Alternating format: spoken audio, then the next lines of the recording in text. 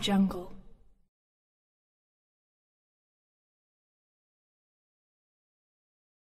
Bismillahirrahmanirrahim. Assalamualaikum warahmatullahi wabarakatuh.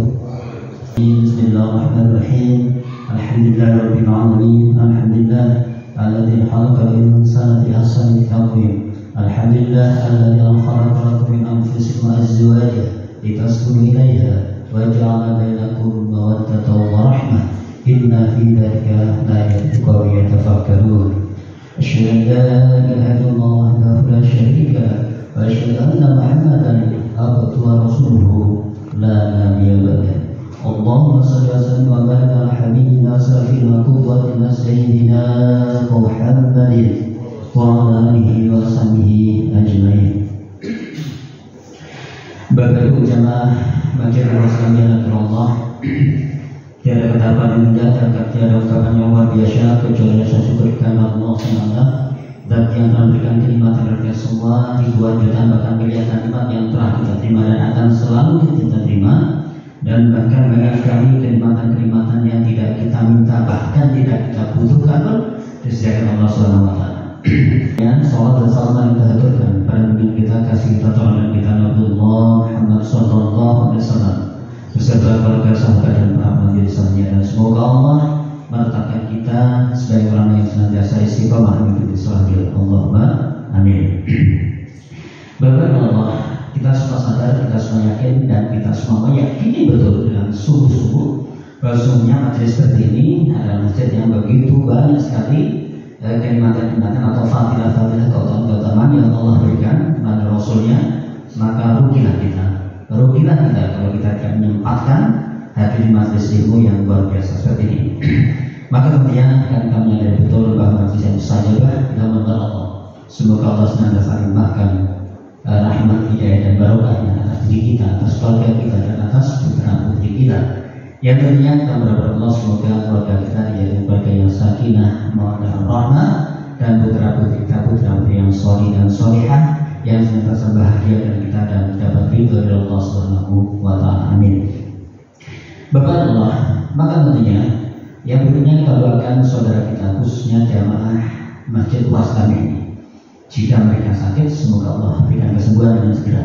Jika mereka punya masalah-masalah kepada saudara kita yang ada di Palestina, kita doakan kepada Allah semoga beliau-beliau itu senantiasa diselamatkan oleh Allah, senantiasa diangkat derajat oleh Allah, dan tentunya orang-orang yang dihancurkan oleh Allah SWT.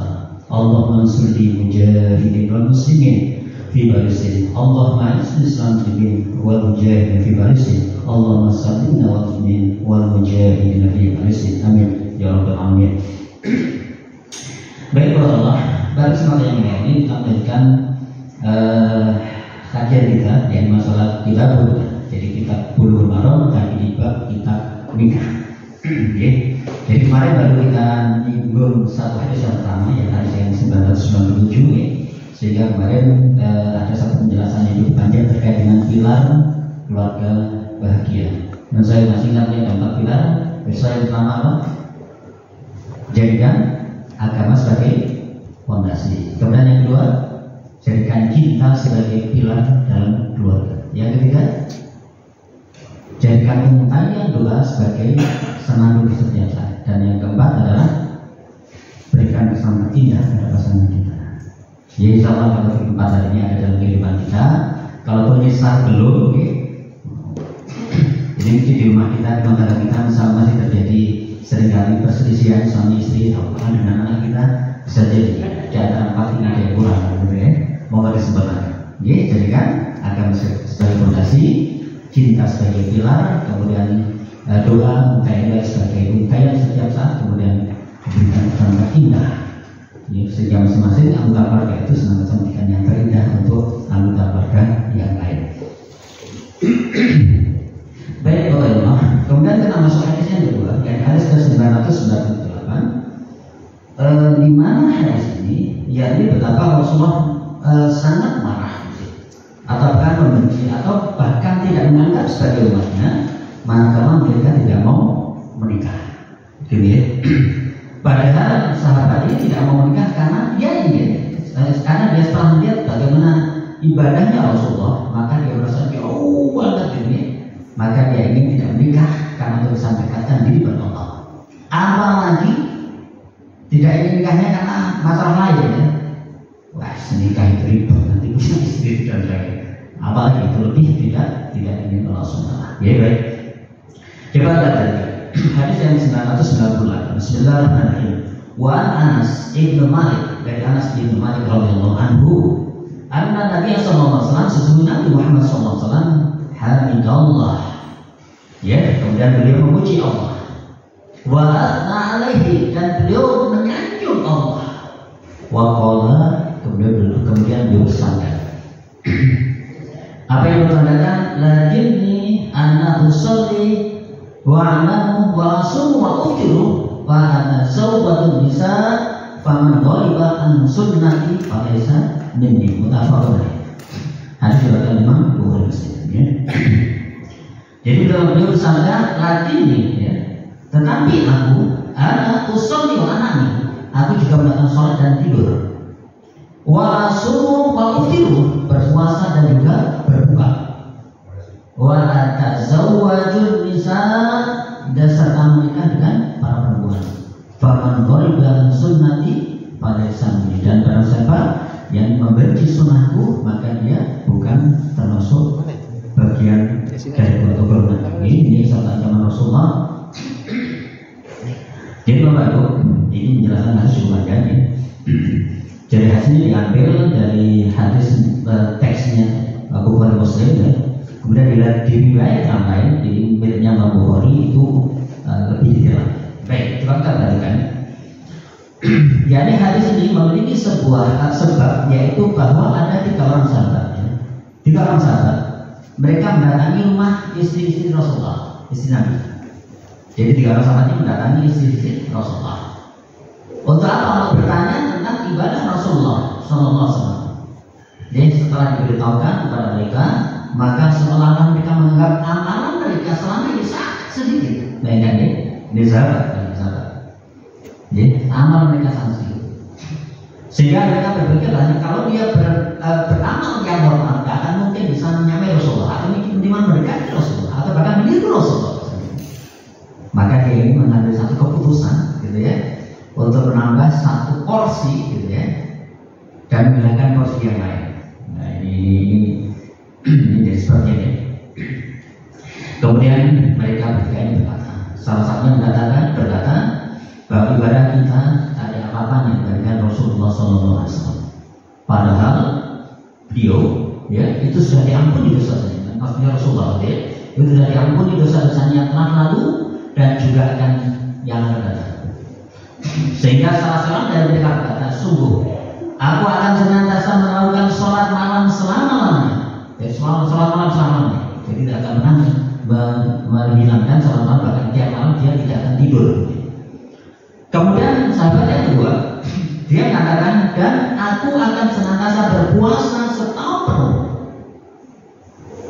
dan tidak akan berbuka. Jadi sahabat yang kedua, karena dia merasa bahwa sesungguhnya wah ini untuk mendekati Rasulullah, untuk dapat ampunan Allah ini saya harus puasa ini nggak boleh tidak ya, dalam setahun penuh tanpa berbuka. Kemudian yang ketiga, dia katakan aku akan senantiasa menjauhi para wanita. Dia katakan aku akan senantiasa menjauhi para wanita dan tidak akan menikah selama-lamanya. Menurut saya bagaimana mereka berpikir wanita ini kalau dalam bahasa Arab itu merupakan bagian dari dunia. Jadi yang besok kalau di hadis yang pertama kita perbaikkan nanti. Jadi bagaimana kalau makan itu hilang dunia isi buka, awi perhatian yang dikot. Jadi berdasarkan hijrah karena dunia yang ini dikainya atau wanita yang dikainya. Jadi dari sisi bahasa ini menunjukkan bahwasanya wanita merupakan bagian dari dunia. Dan dunia itu kalau dalam terjemah atau makna secara bahasanya itu adalah sesuatu yang menghina. Jadi seolah-olah bagi mereka wanita mereka sangat tidak baik.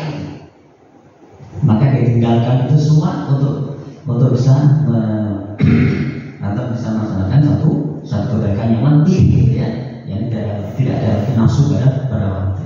Sehingga dikabarkan diriwayatkan yang lain, maka yang ketiga ini dia mau kebiri, masih mau kebiri. Karena kalau kebiri sudah tidak punya minat pada sholat. Bapak Ibu, bagi yang Allah, ini jelas bagaimana yang mereka lakukan 3 sahabat ini adalah satu kebaikan. Ya, kemudian dia mau mengindahkan yang lain ya, dengan alasan kebaikan yang ini dia sempurna. Itu udah dilarang sama Rasulullah. Apalagi yang mau meninggalkan ini, mau membujang selamanya, entah wanita atau perempuan atau laki ya, yang karena lain ya, karena apa ternyata dia nggak mau repot, nggak mau punya anak dan sebagainya, lebih tidak sesuai Rasulullah SAW. Kemudian Bapak Ibu, kepada mereka berikan dipanggil. Kemudian datang Rasulullah kepada mereka, seraya Rasul bersabda, kalian berkata begini dan begini, maksudnya tadi yang satu dia mau sholat, yang mulai tanpa henti, yang kedua mau puasa tanpa henti, yang ketiga nggak mau menikah ya, selama-lamanya ya. Maka Rasul sampaikan, demi Allah, aku adalah orang yang paling takut pada Allah di antara kalian. Ini Rasulullah itu boleh. Kalau Rasulullah mengatakan boleh, kalau kita nggak boleh gitu ya. Demi Allah, aku adalah orang yang paling takut pada Allah di antara kalian dan yang paling bertakwa di antara kalian. Ini Rasulullah. Tetapi perhatikan, aku melaksanakan sholat dan juga tidur, berpuasa dan juga berbuka, serta menikah dengan para wanita. Misalnya, jadi Rasul dengan satu gambaran, beliau adalah pribadi yang paling takut sama Allah, jadi dan sekaligus pribadi yang paling bertakwa di hadapan kepada Allah, gitu. Tetapi beliau juga sholat dan juga tidur, ya, juga berbuka dan berpuasa, juga menikah dengan para wanita. Sehingga kalau yang beriskan tadi di dalam ayat Al-Quran itu banyak sekali menyebut Rasulullah itu dengan satu kalimat, dengan dua kalimat. Yang pertama, beliau sebagai Rasul yang mursalin. Beliau adalah Rasul di antara para Rasul. Tetapi di saat yang sama, beliau juga adalah abdi min abdillah, hamba di antara hamba yang lain. Jadi yang bersani di surat terkait dengan Isra itu Subhanallah asra bi abdihi, maksudnya Allah yang telah memperjalankan hambanya. Kenapa menggunakan kata hambanya bukan subhanallah bi rasulihi misalnya? Jadi maksudnya Allah yang telah memperjalankan Rasul itu tidak ada jenis Allah. Ini menunjukkan bahwasanya apa yang beliau lakukan adalah sesuatu yang manusiawi, yang mungkin yang dianggap seluruh hamba Allah. Sehingga Rasulullah itu bukan pribadi yang sakti, ya, artinya dibaca dan membanggakan. Beliau kena panah ya luka, ya, dijilat ya sakit, ya. Kalau lama nggak tidur ya ngantuk, jadi sama seperti itu. Itu yang disebutkan bahwa beliau adalah Rasulullah bersama abdi abdillah, hamba di antara hamba Allah. Bapak Ibu, apa pesan Rasulullah? Ya, jadi sesungguhnya tetapi aku ada melaksanakan sholat dan tidur, berpuasa dan berbuka serta menikah dengan para wanita. Peringatan Rasul, barang siapa yang membenci sunnahku, maka dia bukan termasuk dari bagian dariku. Ini Bapak Ibu ini harus diperhatikan. Nah, saya perlu dikatakan lagi, ini pada dia mau meninggalkan hal tadi untuk mendekatkan diri Allah, itu dilarang. Apalagi karena yang lain. Kali ini jam karir udah saya nggak dulu lah. Dan kali ini saya pernah tercapai gitu. Itu seolah benar kan salah. Ya, baik. Kemudian Bapak Ibu, hadis menunjukkan bahwa yang disyariatkan adalah bersikap pertengahan. Dia dilaksanakan segala macam ibadah, tidak terlalu tenggelam di dalamnya dan membahayakan diri serta meninggalkan hal-hal yang baik yang sudah dikenal. Ya, baik. Nonton di sini tidak ada sesuatu yang didiskusikan, belum ya? Bapak Ibu, kita masuk pada hadis berikutnya. Ya, ini tadi jadi larangan untuk membujang tadi. Bismillahirrahmanirrahim, untuk menekankan pada hadis yang sebelum. Hadis yang 999. Angka cantik ya. Bismillahirrahmanirrahim. Wa anhu, berarti juga diriwayatkan oleh sahabat yang sama, yang Anas bin Malik. Qala, dia berkata, karena adalah Rasulullah SAW, yang Rasulullah SAW ya'muru bil baqah, beliau memerintahkan kami untuk menikah.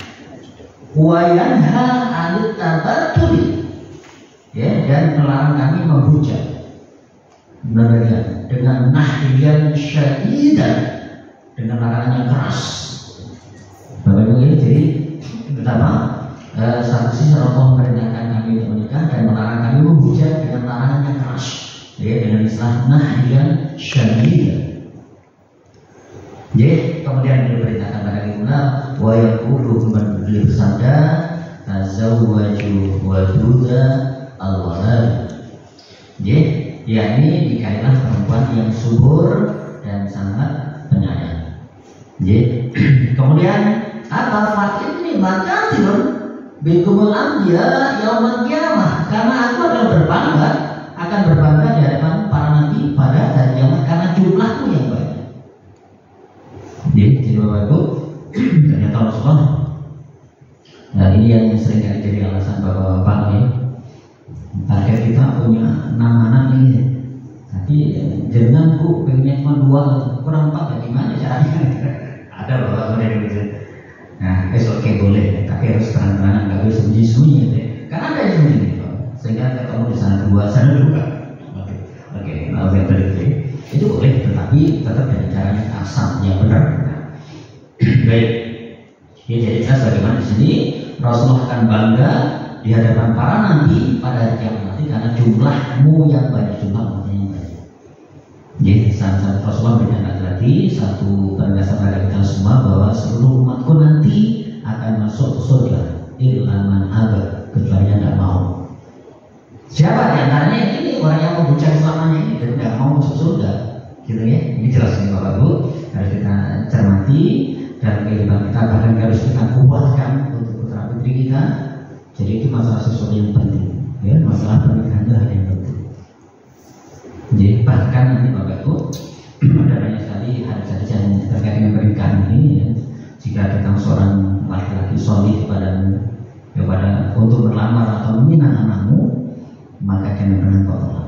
Ya, kenapa? Karena dia akan menimbulkan fitnah.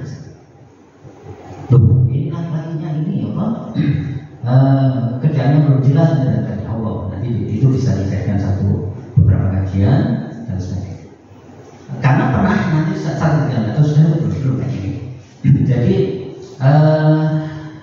gugatan cerai dari seorang wanita itu pernah terjadi zaman Rasulullah. Ya, tidak hanya sekarang, zaman Rasulullah pernah terjadi. Kapan itu ya? Pada satu ketika ada seorang keluarga kaya ini, sahabat Rasulullah dan kaya itu melamar seorang wanita. Kemudian wanita ini tahu bahwa keluarga ini, mohon maaf, ganteng-ganteng ya. Sehingga dia apa namanya? Talan berarti itu namanya. Nama berarti itu soalnya dia berharap bahwa dia tahu bahwa dari keluarga ini ada keluarga yang ganteng-ganteng itu lakinya, dan kaya dia, sehingga diterima tanpa dia harus berkenalan dulu. Ternyata yang jadi suami dia ini adalah anggota keluarga itu dari bapak dan rumah kaya, sehingga itu tuh mohon maaf, maharnya itu adalah kebun kota, sekian hektar kebun kota itu maharnya. Tetapi dia begitu ketemu suatu, kok yang ini gitu, bukan yang itu dan lain. Sehingga si wanita ini dia tidak mau durhaka kepada Allah dan pada suaminya, maka dia menolak suaminya. Istilahnya dia mau pada Rasulullah, ya Rasulullah, saya mau izin untuk menceraikan pada suami. Kenapa? Karena setiap kali suamiku datang ke kamarku itu saya pengen utang. Datang sana, mungkin bayangkan, karena mau digambarkan satu sahabat ini sahabat Rasulullah kayaknya. Ya sahabat Rasulullah. Jadi dikenal di keluarga itu keluarga yang cakep lah. Tetapi yang mantan dia ini itu pendek, ya, itu pendek, sehingga si wanita ini sempat berpikiran gitu. Terus saya kalau tidak melayani, saya akan berusaha, ya. Tetapi mau melayani, ternyata saya tidak bisa menemukan. Ini contohnya, makanya mau izin kepada Rasulullah. Ya Rasulullah, bolehkah saya mengajukan cerai?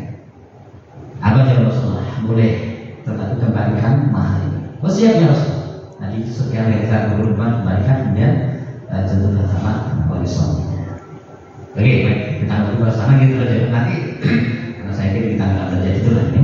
Baik, kita lanjutkan. Oke, kita lanjutkan tentang Rasulullah mengatakan tadi bahwasanya walian nanti tatakan ya, jadi beliau melarang kami untuk memuja dengan nahyan syadid, dengan larangan yang sangat keras. Baik, dan kita masuk pada hadis yang berikutnya. Ini untuk menguatkan tentang hadis yang ke-1000 ya. Hadis 1000 walahu syahidun. Hadis ini mempunyai satu penguat inda Abi Daud, dari riwayat Abi Daud, wa Nasai dan Nasai, wa Ibnu Hibban dari Ibnu Hibban, Aidan dan yang lain min hadisin Maqil ibn Zasar ya. Dan dari hadis Maqil bin Zasar, artinya Bapak Ibu perintah ya untuk menikah dan larangan untuk membujang dengan larangan yang keras ini bukan hanya diriwayatkan oleh Anas bin Malik, dan juga diriwayatkan Abu Daud, An-Nasai, Ibnu Hibban ya, dan beberapa sahabat yang lain. Artinya berarti pernah Rasulullah sampaikan di saat majlis badar. Ya, berarti hadisnya hadis mutawatir misalnya begini. Baik, penjelasan hadis ini Bapak Ibu yang dimaksudkan tabatul dalam hadis ini adalah memutus diri dari segenap aktivitas untuk fokus beribadah dan tidak menikah. Ya, apalagi sekedar ingin nikah karena fokus mengejar karir misalnya. Aku berarti tidak boleh. Gitu ya. Baik. Bapak Ibu, hari yang berikutnya ini yang sering kita dengar ya, bahwa Rasulullah memerintahkan kita untuk menikahi wanita karena 4 hal, atau sebaliknya memilih atau menerima laki-laki untuk meminang putri kita karena 4 hal pula. Kan gitu ya. Bismillahirrahmanirrahim. Wa an Abi Hurairah, dari Abu Hurairah radhiyallahu anhu, Nabi sallallahu alaihi wasallam, dari Nabi Muhammad sallallahu alaihi wasallam. Qala, beliau bersabda. Apa yang disampaikan? Tungkahul mar'ah bi arba', nikahlah wanita karena 4 hal. Pertama, 5 lihat karena hartanya, wali asal dia karena keturunannya, wali jamal dia karena ganteng dan cantiknya, wali dinha dan karena agamanya. Fadfar binati taribat jadah. Ya, disebutkan bahasanya pilihlah wanita yang tak beragama, maka engkau akan beruntung. Jadi kalau di sini gunakan istilah fadfar binati kain, dan berarti menggunakan wanita ya. Jadi kata pada wanita ya, pilihlah wanita adil yang kalian taat ya, taribat jadah, maka engkau akan selamat. Sebaliknya Bapak Ibu, nasihat para ulama kita memang tidak ada habisnya. Jadi nasihat para ulama kita, carikan suami untuk putri kita itu yang soleh. Kenapa? Karena orang yang soleh itu minimal kalau saat istrinya berbuat satu kebaikan, dia akan memuji, menyanjung, dan akan memberikan hadiah yang lebih. Maka sebaliknya pada saat istri melakukan satu kesalahan, maka dia tidak akan pernah untuk menyakiti. Itu wanita soleh, kalau lagi soleh. Jadi pentingnya kita pilih suami yang soleh untuk kita pilih. Maka hal yang sama buat kita ya, bisa bagi pribadi, pakai bahasa yang dulu baru ya. Ibu yang biasanya nanti kalau nanti ada suami mau menyakitkan dia, ingat tadi pengajian gitu, boleh gitu. Ini mesti yang bilang dengan saya seperti gitu ya. Jadi lagi, tapi yang kedua juga harus sebagai. Jadi adalah nasihat para ulama kita. Baik. Bapak Ibu, ada sini mengandung anjuran untuk menikah dengan wanita yang memiliki agama yang baik, karena dia akan membantunya untuk menunaikan agamanya serta akan menjaga dirinya dan harta suaminya. Sebagaimana Allah firmankan di dalam surat An-Nisa, "A'udzubillahi minasyaitonir rajim, fas-salihatu." Maka sesungguhnya wanita yang salihah itu adalah qanitatun, dia taat kepada Allah. Hafizatun, dia akan menjaga, memelihara dirinya. Saat dimana dia baik, saat suami tidak ada bersamanya, bukan tidak suami tidak di rumah ya. Dan dia pasti izin suaminya pergi ke satu tempat, maka dia menjaga betul. Ini wanita solehah. Ya, mungkin ada seorang wanita yang menjaga saat suaminya di rumah karena saat suami tidak di rumah karena dia di rumah, jaga betul dia di rumah atau akan banyak daripada ada suami. Dan salah satu nanti salah satu ciri kontanton ini yang berganti wanita solehah itu itu manakala sang suami itu ada di rumah, dia itu sibuk bersoleh itu dalam artian penampilan yang terbaik, kemudian melayani suami dan sebagainya. Tetapi saat suami tidak di rumah, maka dia sibuk bermesra dengan Allah. Ini kualitas. Nggak boleh dibalik sebenarnya. Pada suami di rumah dia menunjukkan tentang yang berallah, sholat kan hari-hari, nggak boleh dibalik. Jadi ini ya. Kemudian pada saat suami tidak di rumah, malah memuas-puaskan pakai WA, nonton apa nasi. Oke. Ya pertama saya yakin banyak mas istri kita di rumah ya, saat kita pergi dia akan menjaga diri. Tetapi yang sering kali dilanggar manakala mereka ini kerja, mungkin tidak harus kerja ya, pergi izin sama kita. Dia Pak nih, saya izin nanti mau silaturahim ke rumah si A. Nah ini yang sering kali mereka tidak jaga. Kenapa? Karena mungkin lingkungan itu tidak mendukung dia. Di situ ternyata ke rumah temannya atau sama muslimah ada suaminya di sini, ada anak lakinya di situ dan sebagainya. Ini ada tinggi, maka harus disampaikan pula bagi istri kita. Kalaupun beliau mau melakukan itu semua, ingat tadi ya, wanita yang taat itu, jadi dia seperti. Kemudian bima hafidhallah, kenapa bisa terjadi seperti itu? Karena hafidhallah, karena dia dijaga Allah. Ya, karena Allah telah memelihara dan menjaga dia. Siapa? Istri yang soleh. Jadi sejak itu para baik kalau pengen dijaga Allah, tolong ajak istrinya menjadi pribadi soleh. Ibu juga kata kalau jangan pengen dijaga Allah, jadilah istri yang soleh. Makanya ada sebuah hadis yang masyhur ini, seorang wanita itu akan masuk surga dan bahkan bisa memilih dari pintu manapun. Sarannya cuma tiga ya. Yang pertama dia sholat, ya. Dia puasa, dan dia taat pada suami. Artinya sholat dan puasanya sebagai peruntukan bukti ketaatan pada Allah dan Rasulnya, dan taat pada suami. Surga Bapak Ibu. Surga itu nih, dan dengan surga ini tak main-main. Bisa milih dari surga manapun. Artinya dengan kata lain, bisa milih juga surga Firdaus. Ya, dan surga Firdausnya surga tempat yang dekat dengan Rasulullah, surga Rasulullah. Sehingga kawasan itu sesuatu yang mudah akan didapatkan buat istri yang seperti ini. Jadi kalau support istri pada ini untuk melakukan tiga hal tersebut, satu, jaga sholat, jaga puasa, hadisnya jelas ya. Kemudian taat pada sholat. Mau tanya Ustaz? Mau tanya apakah benar lelaki muslim itu boleh menikah dengan non muslim asalkan ahli kitab? Betul. Benar Ustaz. Jadi ibu dengan laki muslim menikah dengan wanita ahli kitab, ya, betul. Adanya ada. Tetapi menurut saya tetapi yang disebut dengan ahli kitab adalah Yahudi dan Nasrani yang masih memegang teguh kitab mereka, kitab asli. Kalau sekarang enggak, karena mereka sudah berubah kitabnya dan jadi bukan lagi ahli kitab, dan mereka sudah menjadi musyrik. Itu yang kita bangun lagi. Jangan sampai nanti mengambil ciri Nasrani, enggak. Makanya mereka menyebut dirinya Kristen, Protestan. Jadi mereka Yahudi dengan bahasa mereka. Kenapa? Karena mereka telah merubah kitab mereka dan menjadikan mereka menjadi pribadi musyrik, dan tidak boleh. Jadi, apakah dari kitab tapi ada? Saya memang sulit mencarinya gitu. Karena ini ayat Allah itu pasti menjadikan senantiasa ada, dan itu tetap berlaku. Apakah ahli kitab itu kalau yang asli yang belum direkayasa sama ya, itu masih ada unsur Islam ya? Artinya mereka dari Allah ya, ini Injil Allah dan sebagainya itu kan semuanya turun dari orang. Nah ini kalau yang sekarang sudah diubah istilah perjanjian baru, jadi sudah banyak yang menyimpang dari ajaran yang asli.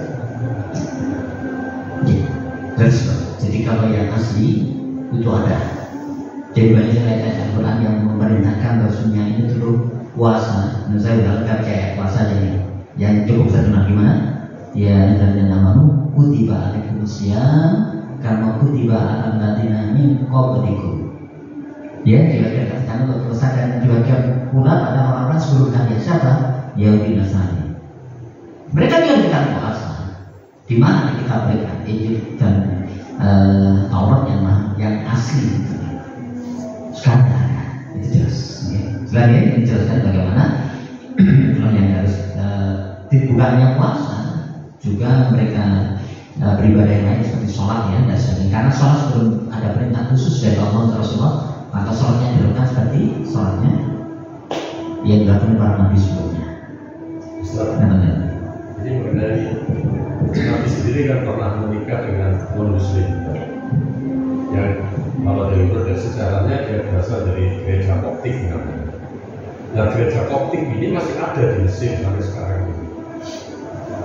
Apakah ini masih bisa disebut sebagai ahli kitab gitu? Mereka yang berada di gereja Koptik yang istilahnya Nabi istrinya pernah itu sini. Terima kasih. Jadi terus bapaknya tetap masih ada, tapi yang jadi pertanyaannya, apalagi gereja Koptik ini melaksanakan seperti pendahulunya, ya, gereja yang benar punya ahli kitab. Kalau dia udah mengikuti aturan-aturan dari Paus ya sudah berarti berubah. Terus bapak dan Rasulullah itu pernah menikahi seorang ahli kitab. Itu berikan satu contoh bahwa ayat ini benar ya, masuk contoh ya firmannya. Termasuk pula, jadi Rasulullah itu sebagai pelaku bapak ibu. Makanya kenapa saat kita belajar hadis Rasulullah itu pertama itu bil qaul dengan lisan beliau, yang kedua ada bil fi'li dengan amalan beliau, yang ketiga dengan persetujuan beliau. Ya dengan amal ini banyak sekali ada beberapa contoh nih, diantaranya betapa anak angkat itu bukan anak kandung. Siapa di Sudan ya? Sama Zaid bin Haris dia dekat dengan Rasulullah dan beliau menikah dengan Sudan. Ibu Zainab. Dan ini karena syarat yang jauh beda, ini maaf walaupun putra Rasulullah dari mata Buddha dengan mungkin cara kehidupan sederhana, Bunda Zainab ini adalah dari keluarga yang cukup terhormat ya. Sehingga seringkali terjadi ketidaksesuaian ya. Walaupun sudah tidak pernah terjadi satu konflik ya, tapi ketidaksesuaian dari kebiasaannya. Dan begitu ayat mengatakan bahwa sebenarnya anak angkat itu bukan turun yang nantinya ya mantan menantu tidak boleh nikah dengan orang tuanya, maka perlu buktikan itu. Ya Allah perintahkan saya ini menceraikan Bunda Zainab ini. Tapi Bapak Ibu yang kita pahami, jangan pernah berpikir karena saya jadi kalau kan orang-orang misionaris itu Rasulullah nyuruh anak-anaknya menceraikan istrinya dengan dinikahi, itu hal yang terpisah. Dua perintah yang berbeda di waktu yang berbeda pula. Ya, karena tidak sesuai bahwa maaf saya tadi siang Bapak itu juga dapat WA dari teman. Kalau kemarin ada teman-teman yang mau beli perusahaan, kemudian dia tanya salah sih kamu mau perubahan ini, saya jelaskan dari itu. Yang tadi yang kedua dia ikutkan Ustaz, ini kalau istri minta cerai, kemudian memang saya tidak mampu menikahi dengan istri, apakah boleh? Memang waduh lucu banget menurut saya itu dia tak bayangkan usia sudah usia sama dengan saya 53. Ya mereka sudah punya anak banyak, bahkan sudah kuliah lulus dari tes dan sebagainya, tapi sudah bicara tidak sesuai ya. Hanya gara-gara dulu dia di perusahaan yang cukup bagus, kemudian sekarang jadi tukang ojek itu isinya nggak siap. Contohnya, jadi Bapak Ibu, maka perceraian antara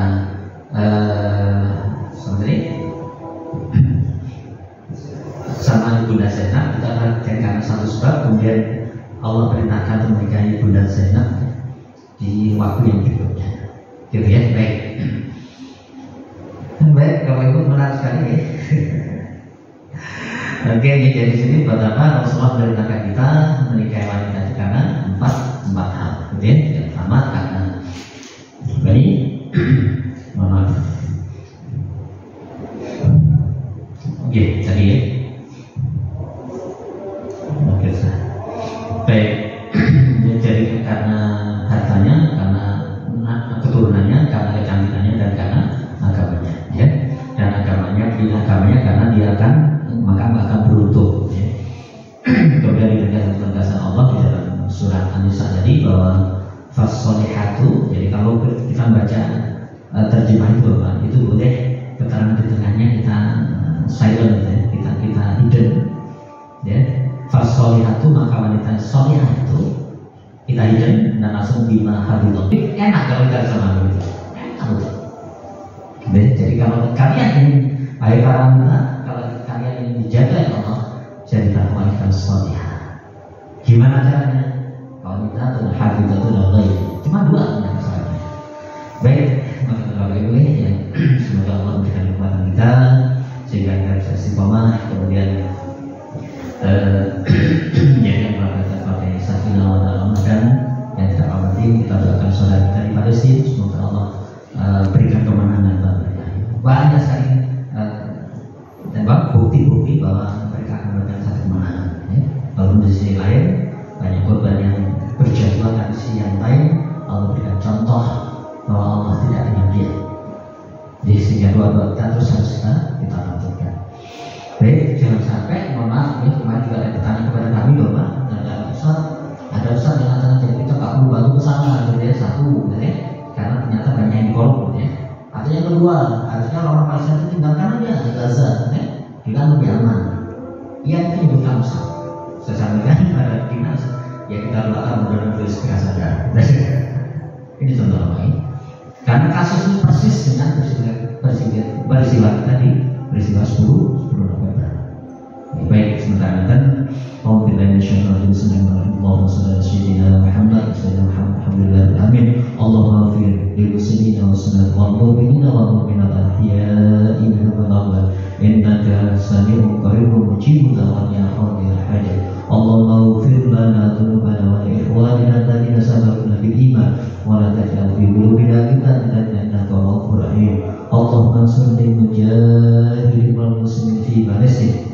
Allahumma ighfir lana dhunubana wa li walidina warhamhum kama rabbayana shighara. Allahumma rabbana hab lana min azwajina wa dhurriyyatina qurrata a'yun waj'alna lil muttaqina imama. Allahumma arina al-haqqa haqqan warzuqna ittiba'ah wa arina al-batila batilan warzuqna ijtinabah. Allahumma inna na'udzu bika min 'ilmin la yanfa wa qalbin la yakhsha wa amalin la yarfa wa du'ain la yusma. Rabbana atina fid dunya hasanah wa fil akhirati hasanah wa qina adzabannar wa qina jannata ma'al ya aziz ya ghafar ya rabbal alamin. Subhana rabbika rabbil izzati amma yasifun wa salamun alal mursalin walhamdulillahi rabbil alamin.